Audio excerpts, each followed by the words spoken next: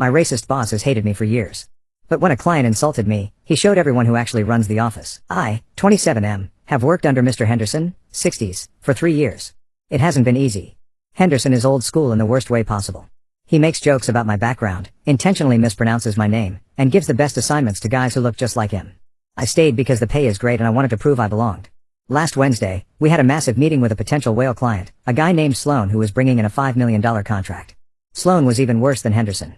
Halfway through my presentation, I corrected a minor error in Sloan's projections. Sloan didn't just get annoyed, he went off. He leaned back, looked at me with pure disgust, and said, "I didn't come here to be lectured by diversity hires. Henderson, why is this guy even in the room? Send him to get us some coffee and bring in someone who speaks English as a first language." The room went ice cold.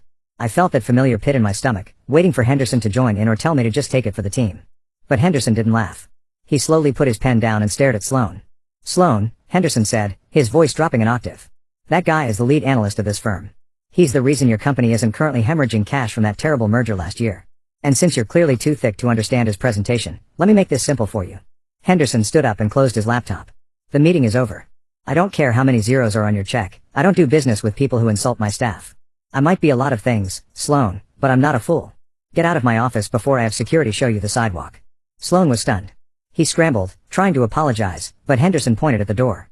Once Sloan left, the office was silent. Henderson looked at me for a long. He didn't apologize for his past behavior, that's not who he is. He just said, he was wrong about the projections. "You were right. Now, get back to work. We have to find a new client to replace that $5 million. The aftermath: since that day, Henderson hasn't magically become a perfect person. He's still grumpy, and he still has a lot to learn. But the jokes have stopped. He started correcting other people when they mess up my name. I realized then that while he might have his prejudices, his god is professionalism. He realized that by insulting me, Sloan was insulting Henderson's judgment. He didn't stand up for me out of love, he stood up for me because I'm his analyst. And in his world, that means more than anything else. Can a person be good at their job but a bad person at home? Or did this boss finally show his true colors?